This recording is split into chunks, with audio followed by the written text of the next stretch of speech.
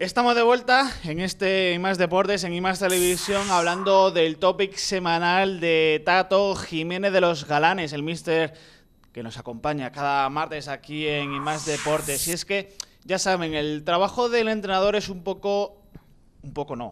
mucho inestable. Siempre cuando las cosas no van bien, pues los directivos eligen al lado más débil. Destituir al entrenador, cambiar la dinámica de ese equipo o intentar cambiar la dinámica de ese equipo para buscar conseguir el objetivo de la temporada. Ha habido algunos cambios en los equipos del Grupo 18 de tercera división. Cambió el entrenador del Almagro, cambió el entrenador del Forma Villarrubia, cambió el entrenador del Club Deportivo Manchego Ciudad Real. O sea, la mitad de los entrenadores de los 6 equipos de la provincia de Ciudad Real en el Grupo 18 pues han cambiado de míster. Sergio Inclán, Manolo Alfaro y Vilches están como nuevos entrenadores tras el inicio de la temporada en estos equipos. Y de eso vamos a hablar esta semana con Tato Jiménez, de los aspectos para evaluar pues el trabajo de un entrenador en el fútbol y de eso pues puede hablar mucho. Además, nuestro míster Tato Jiménez, pues todo tuyo. Bueno, pues vamos a empezar hablando un poquito sobre la peculiaridad que tiene el entrenador y cómo podemos dar unos ítems. Cogemos unos ítems de Tito Ramallo, que es un entrenador que ha estado en las categorías inferiores del Deportivo La Coruña, luego ha estado en el Depor B también, ahora también está en el filial que tiene el Lugo.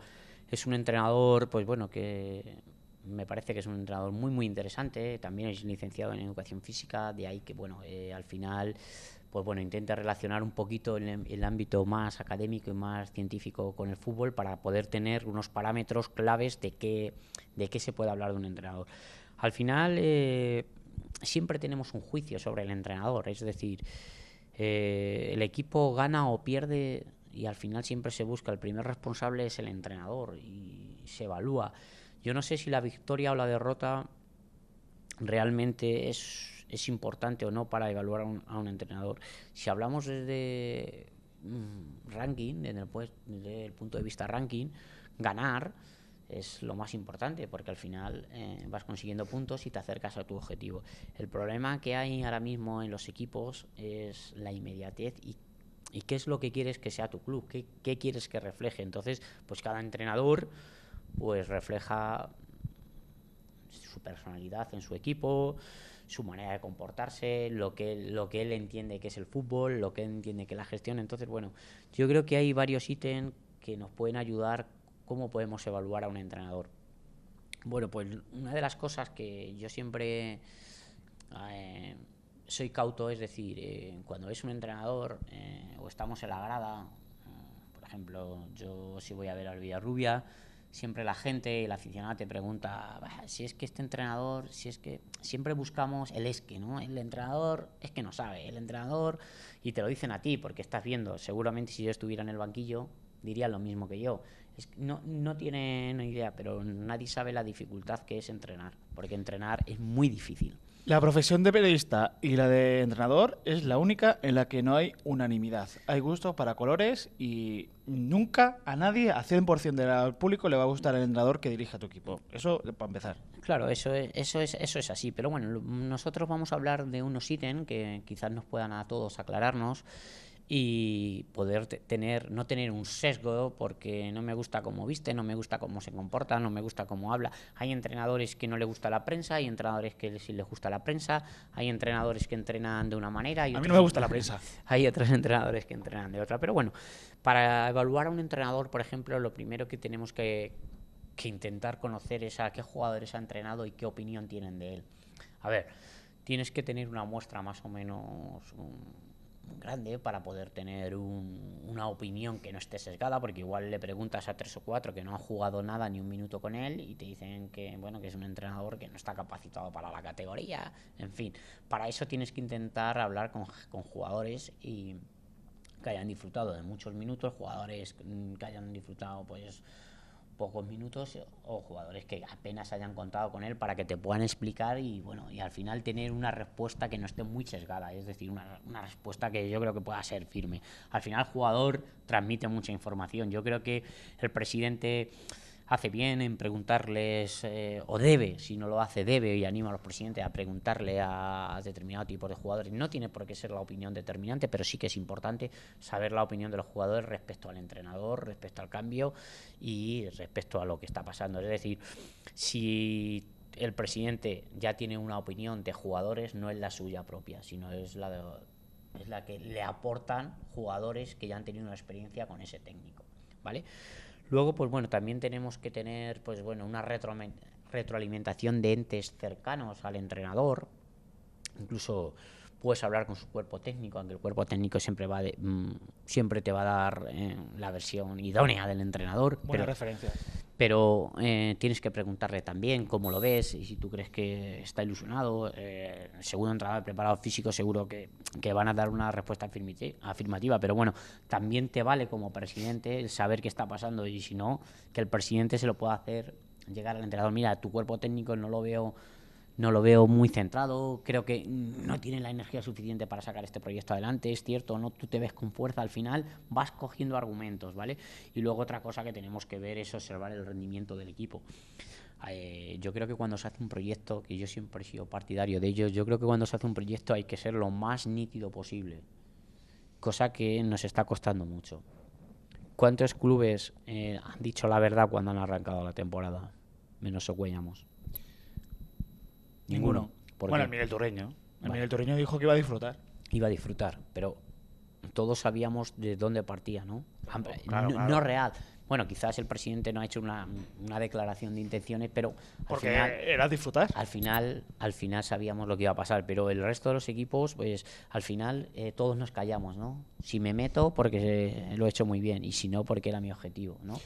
Si estoy en descenso, porque la idea era salvar la categoría, y claro, la tenemos que salvar, y entonces vamos a coquetear con el defensa. Eso es una discusión que yo tuve hace poco con Antonio de la Torre Torreca, en el que le decía que es que en el mundo del fútbol no es claro, no es sincero. No es sincero porque todos los entrenadores y todos los que estamos en el fútbol, yo cada día lo tengo más claro. La discusión habló de un debate, obviamente. El principal problema que tenemos es el miedo a perder y el miedo al fracaso. Yo que ven que estoy también más en el mundo de la investigación y tal, a mí me rechazan artículos. Y hay gente que puede decir, ¿cómo te rechazan artículos? Porque hay gente que no le gusta lo que haces, o que esa revista está llena. Entonces eso te da pie a mejorarlo. Está bien fracasar. Camacho, por ejemplo, decía que hasta que un entrenador no lo destituyen 2 o 3 veces no es entrenador.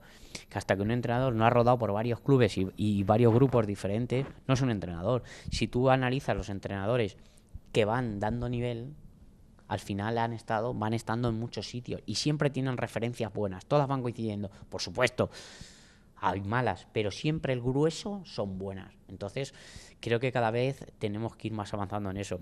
Yo, al club que vaya, yo tengo que ser claro. Yo no me gusta ni mentir a los futbolistas, ni mentir a los aficionados, ni mentir a los patrocinadores, porque sé el trabajo que cuesta. Entonces, bueno, a mí me gusta ser claro. ¿Qué pasa cuando eres claro? Pues que a lo mejor pues el presidente no quiere ser tan atrevido como tú. Es decir, quiero jugar playoff, lo voy a intentar. Quiero salvar la categoría, o quiero estar del 8 para arriba. A veces hay que intentar lanzarse a la piscina, porque si no, al final no hay un objetivo. Y luego al jugador hay que decirle, oye, mira, nuestro compromiso ha sido estar entre los 8 primeros, y te he elegido a ti para que estemos entre los 8 primeros y que disfrutes y me apoyes. Ahora mismo, con el nivel que me estás dando, es para estar entre los 4 últimos. Entonces, si todos lo tenemos claro, y el presidente igual, si el presidente es capaz de gestionar un patrimonio para el club de X dinero para estar entre los 7 primeros, no es lo mismo que para estar entre los 2 primeros. Entonces todos tenemos que ser honestos, y creo que el día que todos nos unamos y trabajemos en esa dirección, el fútbol ganará. Te voy a hablar de un caso particular, un caso personal. ¿Cuántos habitantes tiene Daimiel?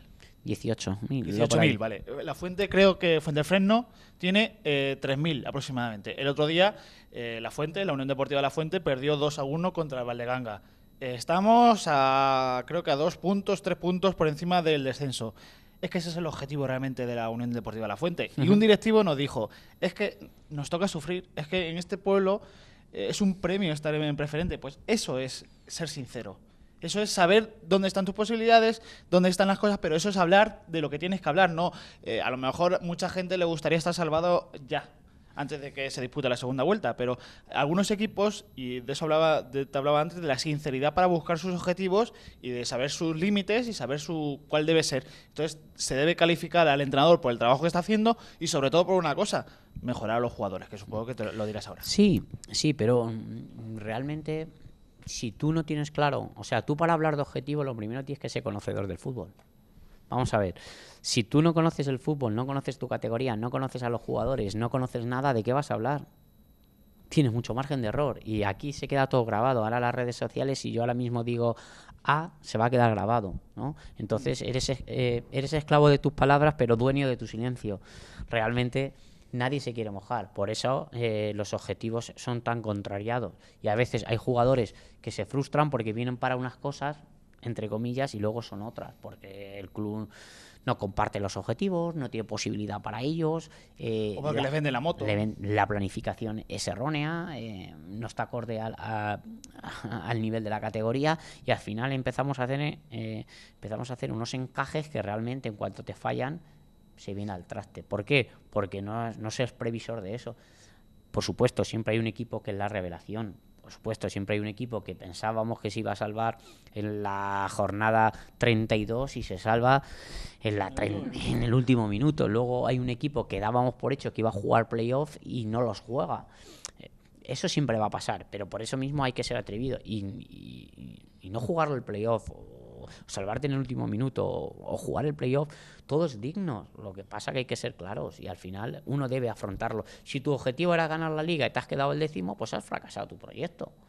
Porque tú al patrocinador no le has vendido quedar el 10º, le has quedado las de primero o segundo. Hay que ser realista. Continúa. Bueno, pues otra de las cosas importantes que tenemos que ver a la hora de enjuiciar a compañeros, que los entrenadores todos somos muy dados a decir yo haría esto, a este equipo lo cojo y lo pongo, a este equipo lo salgo, a este equipo lo meto. Tenemos que ver varias cosas que parece ser que se nos ha olvidado. A veces la lengua a los entrenadores y a los aficionados y a directivos a veces nos puede más que la observación. Entonces para ello nos vamos a centrar en 4 ámbitos, ¿vale? Que tienen unos 20 ítems para poder tener una evaluación certera. Es decir, se puede coger un boli y un papel y evaluar en una escala del 1 al 10 y ver qué media nos podría salir de cada cosa. Por ejemplo, a la hora del partido, como presidente o como entrenador, cuando ves el partido tienes que decir, bueno, ¿el modelo de juego es adecuado o no? Por ejemplo, estamos hablando del ítem del partido. ¿Es adecuado o no? Esos jugadores dan el nivel para ese modelo de juego, están preparados para ello, ¿no? Se adapta el modelo de juego al rival, ¿no? Lo modificas.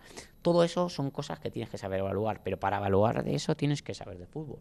Y saber de fútbol no es decir yo pondría a estos 10 o a estos 11, es saber qué es un modelo de juego, cómo lo adapto, qué jugadores les puedo sacar rendimiento jugando de una manera o de otra. Luego es la capacidad de alinear bien. Es decir, hay entrenadores, pues bueno, intentan hacer inventos, que a veces les sale, otras veces no les sale. A veces, por ejemplo, como decían los antiguos entrenadores, que esta frase se la copió a Floro Garrido, un entrenador que estuvo en Villarrobia, decía, nunca debes vestir a un santo para vestir a otro. Es decir, cambiar 2 puestos de la defensa, ¿no? Por ejemplo, poner al lateral derecho en el lateral izquierdo y al final tener los 2 flacos débiles, por ejemplo. Eso es importante. Al final, si tienes un hueco, pues intenta ser fuerte en los otros. Tienes que ser fuerte en un lado, no vas a ser débil en los dos. Pues son cosas que al final es tener la capacidad de alinear bien. Alinear bien es ser justo. Es decir, hemos visto en Marca de que algún jugador del Madrid, con certeza o no, no lo sé, porque es lo que nos pone la prensa. Dice, palito. No te lo consiento, para la prensa no. Bueno, así. Dice que el que mejor entrena no juega a las órdenes de Zidane. Como no lo sé, no lo enjuicio. No sé si es verdad o si es mentira. Yo hago caso a lo que dice Guardiola. Dice, yo pongo a los que pierden poco la pelota y a los buenos. Dice, porque al final los que yo elija son los que me van a salvar a mí. Me cojo esas cosas de Guardiola. Luego tenemos que ver la lectura del partido. Todos los entrenadores no son capaces de detectar igual el partido. Hay entrenadores que enseguida se dan cuenta de por dónde te están entrando, dónde te están haciendo daño, dónde estás perdiendo la pelota. Hay otros entrenadores que les cuesta mucho leer el partido. Hay entrenadores que son capaces de detectar cuando hay que hacer un cambio. Hay otros entrenadores que no. Entonces, para eso tienes que saber el fútbol. Y hay estudios que te dicen cuándo hay mayor éxito a la hora de hacer cambios, a partir de qué minuto. Todo eso va a depender de la capacidad que tenga el presidente, junta directiva y entrenadores. Y también es muy importante que tu cuerpo técnico sea fiel a lo que estamos diciendo. También es el dominio y el control emocional. Quizás en 0-0 en casa vas a por la victoria, por el ímpetu de ganar y pierdes. O sea, has dejado de ganar un punto. Todo eso, si tú se lo transmites a tus jugadores con experiencia, te va a pasar, pero te va a pasar menos veces si eres capaz de trabajar ese control emocional. Al final la dirección de partido depende mucho del entrenador, pero una vez que ha pitado el árbitro, ya casi todo el jugador. Hay veces los entrenadores que volvemos locos a los jugadores. Le damos voces. Cuando yo estuve en Getafe con Michel, aprovecho y lo animo si nos ve a decir que continúe, que todavía le queda una carrera como entrenador. He tenido la suerte de aprender cosas de él. Tú al final como entrenador tienes muy poco, y cuando tú desde una grada, desde un banquillo en primera división le estás dando voces al lateral izquierdo, lo único que estás haciendo es hacer gestos de cara a la galería. Dice Michel, yo no soy así, yo cuando llega al partido ya sabe lo que tiene que hacer. He tenido 7 días para explicarle lo que tiene que hacer. Si no lo ve, pues coges, llamas a un jugador, se acerca a la banda y se lo dices. Hay jugadores o entrenadores que empiezan a dar voces y tal, y se cree que lo único que haces es perturbar el equilibrio emocional del partido, y al final el jugador no te entiende. Y lo más normal es que el jugador te haga, ok, mister, pero al final no sabe ni lo que le has dicho. Si no lo llamas, si le das una voz, ¿qué le dices? Que baje, ¿por qué? No lo entiende, es una nacionalidad de juego. Pero bueno, son detalles que los entrenadores cada uno somos como somos, tenemos la formación que tenemos, entendemos el juego de una manera y ante eso poco podemos hacer. Luego también la competitividad. Hay entrenadores que su competitividad es diferente. ¿Por qué? Hay entrenadores que su personalidad es intentar estar rezagados y tener tu ocasión. ¿Qué pasa? Que al final tú juegas con un entrenador que te quiere ganar desde el principio, y ¿qué pasa? Que te mete en tu campo. Y cualquier error es imposible. Por lo tanto, yo creo que un entrenador tiene que ser competitivo, no tiene que ser un bala, no tiene que ser una persona que diga, venga, vamos a poner las líneas allí en su campo. Tiene que saber, como hemos dicho, gestionar su modelo de juego, sus virtudes y cuál es su competitividad real respecto a lo que su equipo puede hacer y lo que te hace el rival, y a partir de ahí pues intentar trabajar. Y luego también la capacidad de exigir el máximo rendimiento a su plantilla. ¿Cómo haces esto? Es muy difícil. ¿Cuál es el máximo de un jugador? Muy complicado. Máxime en estas categorías que no tenemos elementos de control, de medida. No tenemos GPS, no tenemos el media coach, en fin, no tenemos programas que nos puedan decir eso. Estamos hablando de aspectos observacionales. Si el entrenador no es ávido en todo esto, al final es muy difícil. ¿Por qué? Porque la vista te engaña. Se necesitan datos. El dato informa. Si pierdes balones en el centro del campo, si te están ocasionando muchas pérdidas en la salida del balón, si estás lanzando largo y al final no tienes ninguna acción de gol, si estás haciendo diagonales y te las están cortando, en fin, el devenir del juego. Entonces, bueno, todos estos aspectos son claves para la hora de poder evaluar a un entrenador. Otro ítem muy importante y muy interesante es el entrenamiento. Vamos a ver, el entrenamiento es tan bonito que es un arte. ¿Quién te puede decir a ti que es el mejor entrenador entrenando? Muy difícil. Yo tenía un profesor de fisiología que decía que todo entrena, y lleva razón. ¿Pero qué es entrenar? ¿Es específico para el fútbol? No. ¿Es específico para tu modelo de juego? Sí, no. ¿Es específico para el rival al que te enfrentes? No. Entonces todo entrena, pero ¿a qué modo entrena? Y sobre todo, si el jugador no aprende, o sea, si tus entrenamientos no están enfocados a que el jugador aprenda y entienda lo que tiene que hacer en cada fase, en cada momento del juego, al final estamos haciendo fútbol, sí, pero no estamos entrenando para ganar el partido. Estamos haciendo juegos, ejercicios, tareas, habilidades, rondos, posesiones, sí. ¿Pero para qué? He tenido la suerte de conocer a muchos entrenadores, de ver muchos entrenamientos. de impartir conferencias, de hablar con académicos del fútbol, hablar con gente que se ha buscado la vida jugando al fútbol y que ha sido un entrenador sin libros. Conozco a mucha gente de todo, pero al final me quedo con el resumen de: si tú no trabajas y no estudias fútbol y enseñas fútbol para ganar en función a una idea, es muy difícil porque tienes muchas cosas al azar. Entonces, bueno, pues la metodología del entrenamiento, la organización del entrenamiento, la capacidad de observación, la preparación de las partidas y la corrección. Esos ítems del entrenamiento, pues hay que evaluarlo. A veces estoy cansado de escuchar: no, es que este entrenador hace muchas posesiones. Sí, pero ¿para qué? Eso es fútbol, sí, un ejercicio de fútbol, pero ¿para qué? Te vale para la forma física, te vale para perfilarte, te vale para jugar rápido, te vale para buscar amplitud, te vale para cuando pierdes para el repliegue. Te puedo decir muchas cosas para que vale una posesión, pero tú la sabes ya. Sí, yo sé que vale para todo eso, pero ¿tú para qué lo haces en tu equipo respecto al rival? Con respecto al rival, lo utilizo para que nuestro equipo aprenda la amplitud y el repliegue en el momento que pierde el balón, que hay que presionar al rival. Vale, por ejemplo. Pero siempre y cuando tu modelo sea ese, ¿no? Claro. Que juegues en amplitud y cuando pierdas el balón hagas repliegue. Correcto. Intensivo. Intensivo. Vale. Por ejemplo, yo que soy más de presión, de tras pérdida, pues no me vale. Hay gente que utiliza la posesión. Yo utilizo, o sea, lo más importante de la posesión, ya lo dice la palabra, que no se llamaría posesión, pero bueno. Conservación del balón. Sí. Intentar conservar el balón, pero lo más importante de la conservación no es conservarla, es progresar en el juego de ataque. Correcto. Porque una conservación sin progresión del juego de ataque, lo único que hace es fijar el balón y que te puedan hacer una presión, robártela y salir a la contra. Muchos equipos, desde primera hasta la categoría ínfima del fútbol, les pasa. Se creen que la conservación del balón es tener el balón. Sí, pero tener el balón sin idea no vale para nada. Por eso hay que ver un poco qué entrena y cómo entrena y por qué. Tú a lo mejor quieres hacer desdoblamientos y a lo mejor la posesión o la conservación que estás haciendo no te vale, porque no cumple el objetivo de los desdoblamientos. ¿Por qué? Porque tú tienes un lateral, te voy a dar una pincelada por si tienes eso, tienes un lateral que es muy ofensivo y tú lo que quieres es conservar el juego del balón diagonal, intentar hacer un desdoblamiento por banda para llegar en el menor tiempo posible. Pues tienes que orientarla a eso, tienes que priorizar esa regla de provocación a través del diseño de tarea. El objetivo primordial es tener el balón, sí, pero no es tener el balón, es tener el balón para progresar en el juego y intentar hacer el gol al rival.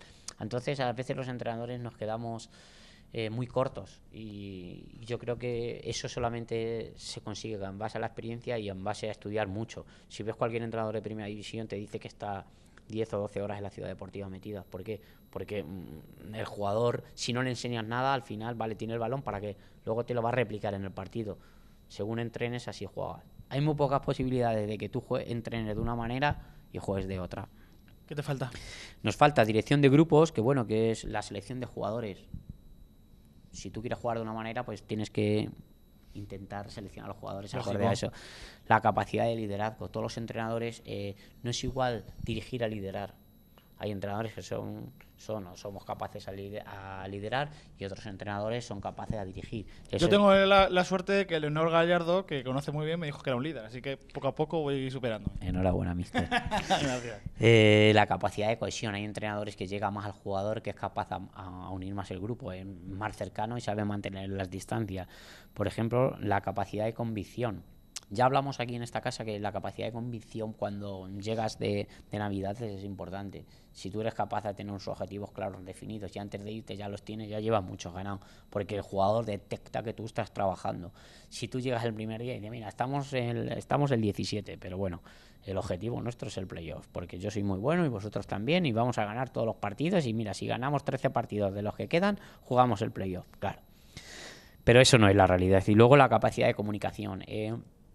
Una de las cosas que ya también nos dijo Leonor es que los entrenadores, por regla general, tienen que ser gente culta. Tienen que leer, tienen que estudiar, tienen que expandir el pensamiento. Tienen que hablar con muchos entrenadores, tienen que ir a jornadas, tienen que reciclarse, tienen que leer a periodistas, que hay periodistas que hacen una semifunción de analista, que no es que te enseñen, sino que te abren el camino. ¿Ah, sí? Sí, sí. Algunos, no todos, pero bueno, en su gran mayoría sí. Y luego, bueno, el ámbito social, que cada vez es más importante, no solo para los entrenadores, sino para los periodistas, para la vida misma, para los gestores, directores de grupo, que es donde gente, la claridad en el mensaje y luego, pues bueno, es saber soportar la presión mediática. Yo creo que todos estos ítems, si los evaluásemos, tendríamos más claro qué es un entrenador. ¿Cuántos son? 20. 20. Que lo dividiríamos en partido, entrenamiento, dirección de grupo y ámbito social. Nada, casi nada, ¿eh? Pero luego dicen que ser entrenador es fácil. Ser entrenador es de las profesiones más difíciles que hay. Yo siempre pongo este ejemplo. Y un profesor en el curso me dijo el otro día, es un arte, como tú has dicho, porque engloba preparación física, dirección de grupos, psicología, estratega, engloba casi todas las partes. Sí. Yo siempre digo esto, siempre que me preguntan, yo le hago esta reflexión, digo, mirar, ¿cuántos entrenadores hay en el grupo 18-20? Hay menos que directores generales de empresas. Digo, ser director general ya es difícil. Ser entrenador es más difícil que ser director general porque hay menos. Y es más, en cuanto pierdas 6 partidos... Adiós. El director general puede ser que tenga un mes malo, pero luego se rehaga en 2 y pueda sacar adelante, pues con sus comerciales, con su equipo de dirección, pueda sacar adelante porque esté previsto, pero un entrenador jamás tiene previsto perder. Mister, muchas gracias. A vosotros. ¿Que vas a bajar más veces al infierno de preferente o te vas a quedar más en el cielo? Esta semana estimo hacer un doblete. ¿Ah, sí? Porque a ver, mañana, como hay partidos por la mañana, no sé todavía cuál voy a ir y tengo la duda. Quiero ver al Villarrubia con el Villarrobledo. Los quiero ver, es un partido que me interesa bastante verlo. Me gustaría también ver el Almagro con el Ibáñez, pero creo que ver el Villarrubia. Y luego, pues bueno, no sé, uno de por las mañanas estimo ver, no sé si Manchego, no lo he pensado todavía. Bueno, hay también una Unión Deportiva La Fuente Caudetano. Yo creo que el informe como analista y futuro entrenador me lo puedes hacer tú y yo soy fiel a tus palabras. ¿Qué morro tienes? Que señores, que como siempre un placer, ya saben, proyecto de cualquier empresa que quiera colaborar con nosotros, ya lo sabe. Muchas gracias como siempre, como cada martes, al restaurante Casa Pepe en este precioso patio de Víctor Puerto y que nos vemos la próxima semana y este miércoles también aquí en IMAX Deportes, que tendremos pues muchas cositas que contarles en esta semana de muchas competiciones para nuestros equipos de Puerto Llano y de la provincia de Ciudad Real. Lo dicho, sonrían y sean felices. Hasta mañana. Adiós.